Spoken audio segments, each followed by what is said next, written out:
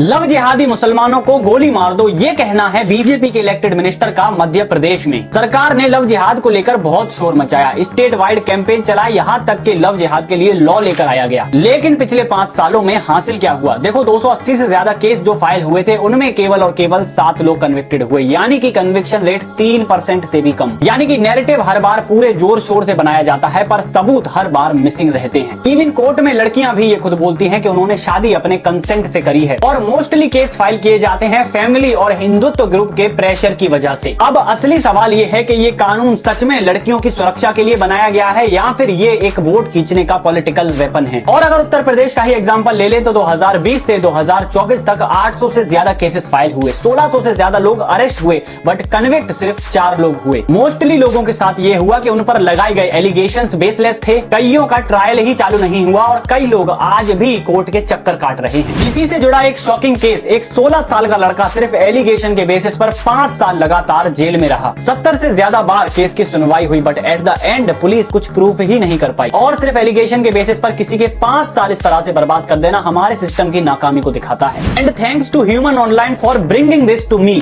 और इनकी आयरनी देखो कि 2020 में सरकार ने खुद कहा कि लव जिहाद की कोई डेफिनेशन नहीं है कानून की किताब में, बट फिर भी इस बात की हवा बनाकर वोट लूटे जाते हैं और एक कौम को टारगेट किया जाता है। हाँ, कई जगह पर आइसोलेटेड कन्वर्जन केसेस सामने आते हैं बट इसका मतलब ये नहीं है कि हर इनोसेंट इंटरफेथ कपल को जेल भेज दिया जाए। और अगर इन लोगों को वुमेन सेफ्टी का इतना ही कंसर्न होता तो ये बढ़ते हुए रेप केसेस को कंट्रोल करने, सर्विलेंस को अच्छा बनाने और जिन केसेस में डिले होता है उनको सही समय पर जस्टिस देने के लिए बात करते। बट जहां पर 280 केसेस में से 7 और 800 में से केवल 4 लोग कन्विक्टेड निकले, उस चीज को हवा दे देकर पॉलिटिकल प्रोपेगेंडा फ्यूल किया जाता है। तो एट द एंड मेरा आपसे ये सवाल है कि लव जिहाद असल में क्या है? वोट लूटने का एक पॉलिटिकल वेपन या फिर एक रियल नेशनल इशू?